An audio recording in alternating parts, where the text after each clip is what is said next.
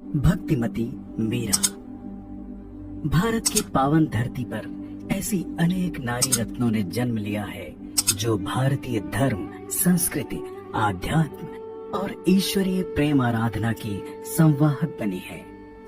मीराबाई उन्हीं महान नारी रत्नों में से एक थी। वे सगुण ईश्वर की उपासक थी। भगवान श्री कृष्ण को उन्होंने अपना इष्ट, आराध्य, पति परमेश्वर और सर्वस्व माना। राजस्थान के मेड़ता क्षेत्र के कुड़की नामक गांव में सन 1498 ईस्वी में मीराबाई का जन्म हुआ था। उनके पिता का नाम राव रतन सिंह और माता का नाम वीर कुमारी था। वे अपने माता पिता की इकलौती संतान थी। एक दिन उनके घर में एक साधु आए। बालिका मीरा की माँ ने साधु का भरपूर आदर सत्कार किया। साधु के पास श्री कृष्ण जी की एक सुंदर मूर्ति थी। नन्ही बालिका मीरा के सेवा भाव से प्रसन्न होकर साधु ने वह मूर्ति मीरा को दे दी और मीरा से कहा, बेटी, ये भगवान जी हैं। इनका नाम गिरधर लाल जी है। तो हर दिन प्रेम से इनकी पूजा किया करना। सरल हृदया बालिका मीरा सच्चे मन से भगवान की सेवा करने लगी। वो दिन में कई बार उस मूर्ति को स्नेह पूर्वक नहलाती धुलाती, मूर्ति पर चंदन और पुष्प चढ़ाती, उसे भोग लगाती और कई कई बार उसकी आरती उतारा करती। मीराबाई का संबंध जोधपुर के मेड़ता राजकुल से था। मेड़ता के महाराज इनके पिता के बड़े भाई थे। कम उम्र में ही इनकी माता का देहांत हो गया था। कहते हैं कि एक बार इनके पड़ोस में किसी धनवान व्यक्ति के घर बारात आई। आस पड़ोस की स्त्रियां और बालिकाएं उस बारात को अपनी छत पर चढ़कर देखने लगी। नन्ही मीरा भी अपनी माँ के साथ बारात देखने अपने घर की छत पर आ गई। मीरा ने बारात के आगे आगे घोड़ी पर चल रहे दूल्हे को देखा और अपनी माँ से पूछा, माँ, मेरा दूल्हा कौन है? मीरा की माँ ने श्री कृष्ण जी की मूर्ति की ओर संकेत करके कहा, यही तुम्हारा दूल्हा है बेटी। बस उसी दिन से मीरा ने श्री कृष्ण जी को अपना दूल्हा अर्थात पति मान लिया। कहा जाता है कि मीराबाई के हृदय में श्री कृष्ण जी के प्रति प्रेम एक जन्म का नहीं वरन कई जन्मों से था। वे पूर्व जन्म में वृंदावन की एक गोपिका थी और कृष्ण प्रिया राधा जी की प्रमुख सखियों में से एक थी। उस जन्म में वे मन ही मन श्री कृष्ण जी से अत्यधिक प्रेम करती थी। उन्होंने उस जन्म में भी मन ही मन श्री कृष्ण जी को अपना पति मान लिया था और किसी लौकिक मानव से विवाह नहीं करना चाहती थी। किंतु उनके माता पिता ने उनका विवाह उनकी इच्छा के विरुद्ध एक गोप से कर दिया। विवाह के उपरांत भी मीरा का श्री कृष्ण जी के प्रति प्रेम समाप्त नहीं हुआ। उनकी सास को श्री कृष्ण जी के प्रति प्रेम स्वीकार्य न था। एक दिन सास ने उनके ईश्वर प्रेम से क्षुब्ध होकर उन्हें घर के एक कमरे में बंद कर दिया। बंद कमरे में मीरा अपने प्रियतम मुरलीधर कान्हा से मिलने के लिए तड़प उठी और यह तड़प इतनी तीव्र हो उठी कि मीरा ने कमरे के अंदर ही अपने प्राण त्याग दिए। इसके बाद मेड़ता के कुड़की गांव में राव रतन सिंह की इकलौती कन्या के रूप में जन्मी मीरा। बाल्यकाल में ही मीरा की मां की असमय मृत्यु हो गई। तब उनके दादाजी राव दूदा उन्हें मेड़ता नगर ले आए और अपनी देखरेख में उनका लालन पालन करने लगे। मीराबाई के पिता मेवाड़ नरेश की सेवा में रहते थे और वे अपनी बिन मां की पुत्री की ठीक तरह से देखभाल नहीं कर पाते थे। इस कारण उन्होंने मीरा को अपने पिता राव दूदा को सौंप दिया था। राव दूदा एक योद्धा होने के साथ ही साथ ईश्वर भक्त भी थे और संत महात्माओं का बहुत आदर सत्कार करते थे। उनके घर साधु संतों का आना जाना लगा रहता था। दादाजी की कृपा से मीराबाई को बचपन से ही संत महात्माओं का दर्शन लाभ तथा उनकी सेवा का सुअवसर प्राप्त होता रहा। राव दूदा ने राजकुल की परंपरा के अनुरूप मीराबाई को अस्त्र शस्त्र चलाना, घुड़सवारी करना और रथ चलाना सिखाया।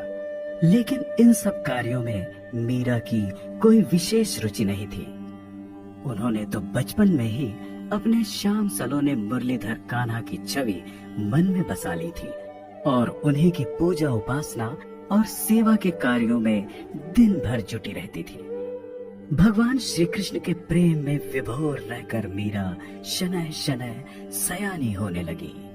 उन दिनों राणा सांगा अर्थात संग्राम सिंह मेवाड़ के शासक थे। उन्होंने मीरा के अद्वितीय गुणों को देखा तो मीरा को अपने पुत्र भोजराज की पत्नी बनाने पर विचार करने लगे। मीरा को अपने घर की बहू बनाने का विचार उनके मन में पक्का हुआ तो उन्होंने मेड़ता में राव दूदा के घर मीराबाई को मेवाड़ राजकुल की बहू बनाने का प्रस्ताव भेजा और मीरा के पिता से भी इस विवाह के संबंध में चर्चा की। मीरा के पिता और दादा इस विवाह के लिए सहर्ष सहमत हो गए। यद्यपि मीरा श्री कृष्ण जी को ही अपना पति मान चुकी थी और पूर्व जन्म की तरह इस जन्म में भी किसी मनुष्य से विवाह नहीं करना चाहती थी, किंतु उनके भाग्य ने उनके साथ इस जन्म में भी छल किया।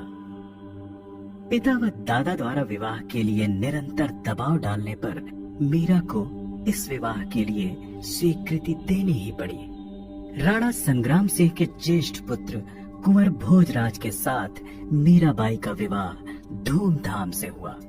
अब मीराबाई मेवाड़ राजकुल की बहू बन चुकी थी और मेवाड़ के महलों में रहती थी। विवाह के पश्चात उनके पति राजकुमार भोजराज अधिक वर्षों तक जीवित नहीं रहे। वे अपने पिता मेवाड़ नरेश राणा संग्राम सिंह के ज्येष्ठ पुत्र थे। अतः राणा ने उनको अपना युवराज अर्थात राज्य का उत्तराधिकारी घोषित कर दिया था।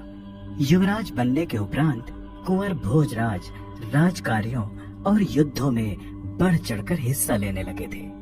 कुंवर भोजराज ने ऐसे ही अनेक युद्ध अपने पिता के साथ अत्यंत वीरता पूर्वक लड़े। इन युद्धों में उनके शरीर पर कई गहरे घाव लगे और इन्हीं घावों के कारण एक दिन वे मृत्यु को प्राप्त हुए। मीराबाई विधवा हो चुकी थी। पति के देहावसान के कुछ समय पश्चात सन 1527 ईस्वी में मुगल बादशाह बाबर और राणा संग्राम सिंह के मध्य भीषण युद्ध हुआ। इस युद्ध में मीराबाई के पिता रतन सिंह एक वीर सेनापति के रूप में राणा संग्राम सिंह की ओर से बड़े ही पराक्रम के साथ लड़ते हुए वीर गति को प्राप्त हुए। मीराबाई की माँ तो उन्हें बचपन में ही छोड़कर चल बसी थी। इसके बाद उनके पति भोजराज परलोक सिधारे और अब उनके पिता भी उनका साथ छोड़कर परलोकवासी हुए। माँ, पति और पिता को खोने के बाद भी मीराबाई न तो भीतर से तनिक भी टूटी और न ही हताश, शोकाकुल अथवा दुखी हुई। वे तो बचपन में ही अपने माता पिता, भाई बहन, पति और स्वामी आदि सभी कुछ बांके बिहारी, गिरधारी, मनमोहन कृष्ण कन्हैया को मान चुकी थी। पति और पिता की मृत्यु के बाद भी उनका कृष्ण प्रेम कम होने के स्थान पर दिनों दिन बढ़ता ही गया। कुछ दिनों बाद मेवाड़ नरेश भी युद्ध में वीर गति को प्राप्त हुए। इस प्रकार मीराबाई ने अपनी माँ, पति और पिता के साथ अपने ससुर को भी खो दिया। राणा संग्राम सिंह की मृत्यु के बाद उनके छोटे पुत्र राव रतन सिंह मेवाड़ के शासक बने। कुछ समय पश्चात उनकी भी मृत्यु हो गई और उनके सौतेले भाई विक्रमादित्य मेवाड़ के राज सिंहासन पर आसीन हुए। चित्तौड़गढ़ मेवाड़ की राजधानी थी। राजमहल की मर्यादा का उल्लंघन करें और साधु वेशधारियों से घुल मिलकर राजकुल का नाम धूमिल करें। बहुत अधिक सोच विचार के बाद राणा विक्रमादित्य ने सोचा कि हम श्री कृष्ण जी का एक भव्य और सुंदर मंदिर चित्तौड़ के राजमहल के अंदर ही बनवा लें। इससे मीरा अपने महल की सीमाओं के भीतर ही रहेगी।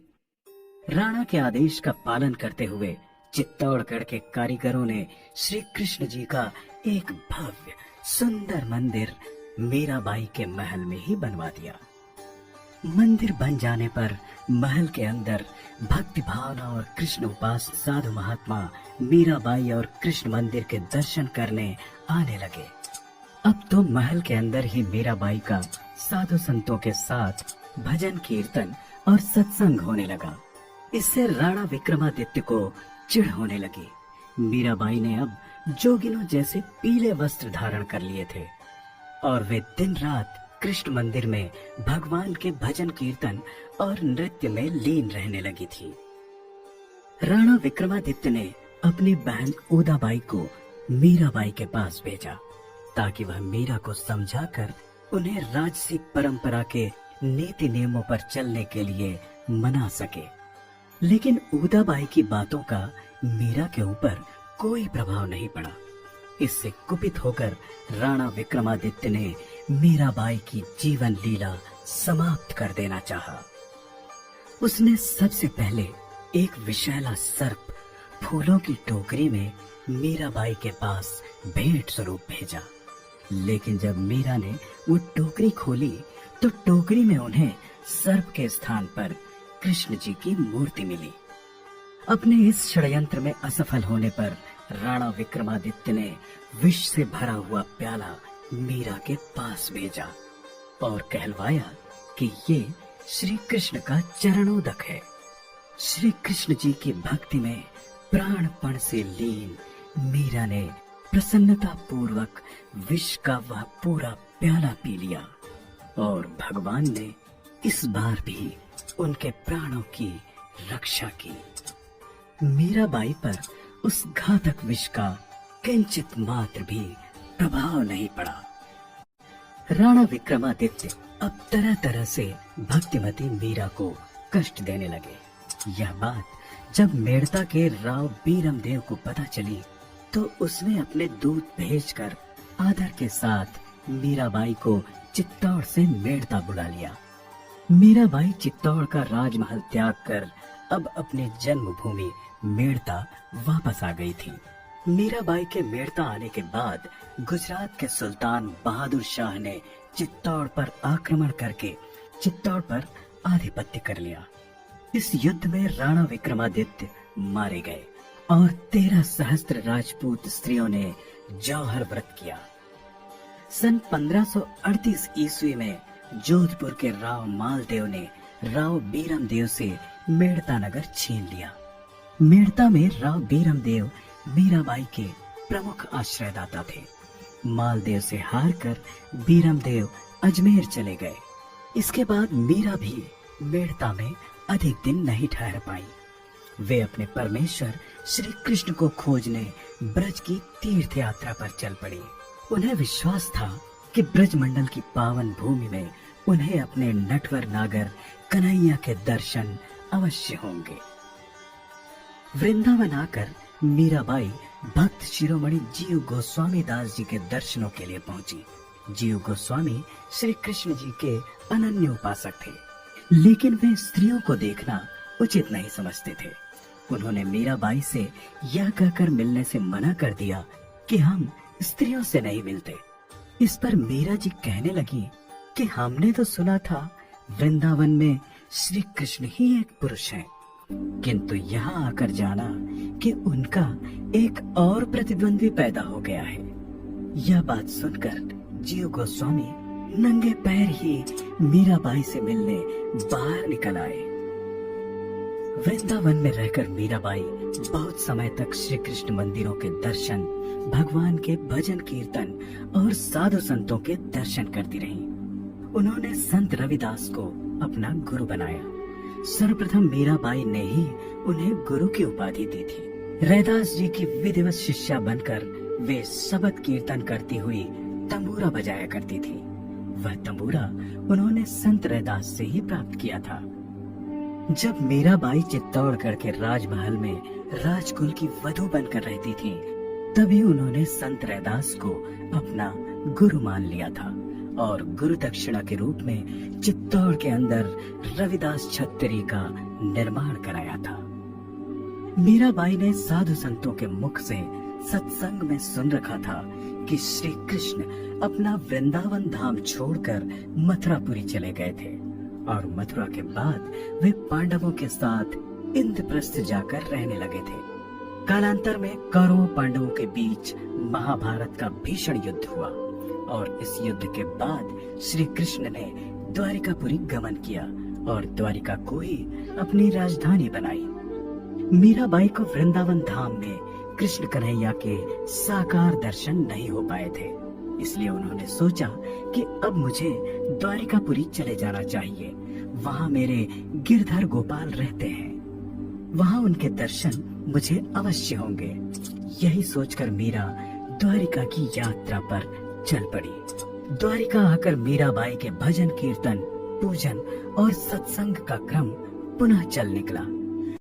सन 1546 ईस्वी में मेवाड़ के तत्कालीन शासक ने कुछ ब्राह्मणों को द्वारिका भेजा और उनसे कहा कि वे आदर के साथ भक्तिमती मीराबाई को चित्तौड़ लेकर आए। चित्तौड़ के राज परिवार के लोगों ने तथा चित्तौड़ के अनेक नगरवासियों ने मीराबाई का अपमान किया था और उन सब की उपेक्षा के कारण ही मीरा चित्तौड़ छोड़कर अब द्वारकापुरी जा पहुंची थी। चित्तौड़ नरेश मीराबाई को सम्मान सहित चित्तौड़ वापस बुलाकर वे नगरवासियों की भूलों को सुधारना चाहते थे। वे मीराबाई के पैरों में गिरकर अपनी ओर से, राज परिवार की ओर से तथा चित्तौड़ नगरवासियों की ओर से मीराबाई से क्षमा मांगना चाहते थे। उन दिनों ईश्वरीय आस्था और भक्ति के क्षेत्र में भक्तिमती मीरा का नाम चारों ओर गूंज रहा था। जब चित्तौड़गढ़ से आए ब्राह्मण मीरा को लेने के लिए द्वारिका पहुंचे तो उन्होंने हाथ जोड़कर मीराबाई से निवेदन किया, आप चित्तौड़गढ़ वासियों और राजकुल के लोगों के अपराध क्षमा कर दें और कृपा कर हमारे साथ चित्तौड़गढ़ चलें। महाराज ने हमें आपको चित्तौड़ वापस लाने के लिए भेजा है। मीराबाई ने ब्राह्मणों की बातें ध्यान पूर्वक सुनी और कुछ क्षण विचार करने के बाद के लिए राजी हो गए। उन्होंने नम्रता पूर्वक कहा, देवी जी, आप भगवान से अनुमति ले लीजिए। मीराबाई अपने प्रभु से आज्ञा लेने के लिए रणछोड़ मंदिर के अंदर गई और उसके पश्चात मंदिर से बाहर ही नहीं निकली। वे रणछोड़ मंदिर की कृष्ण प्रतिमा में विलीन हो गई। उनके पार्थिव शरीर के दर्शन किसी को न हुए, न ब्राह्मणों को और न ही किसी अन्य को। मीराबाई के विलीन हो जाने के उपरांत सन 1554 ईस्वी में चित्तौड़गढ़ नगर के मंदिर में मीराबाई के नाम से एक मूर्ति की स्थापना की गई। आगे चलकर यह मंदिर मीराबाई के स्मारक और उनके इष्ट देव के पूजा गृह के रूप में प्रसिद्ध हुआ। भारत की ऐसी महान कृष्ण उपासक, सर्वस्व त्यागमयी, सरल साधिका, पुण्य विभूति, नारी रत्न मीराबाई को शत शत प्रणाम, वंदन।